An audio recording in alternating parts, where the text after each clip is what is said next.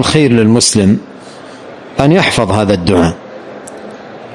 هذا الدعاء وأن يكثر من دعاء الله به.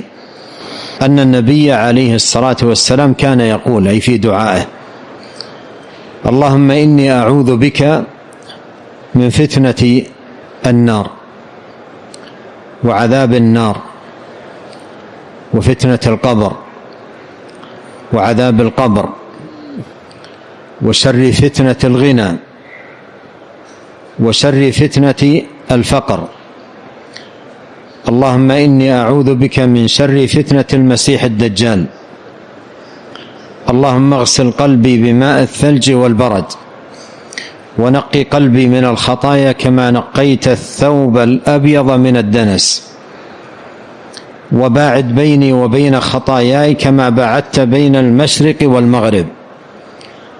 اللهم إني أعوذ بك من الكسل والمأثم والمغرم.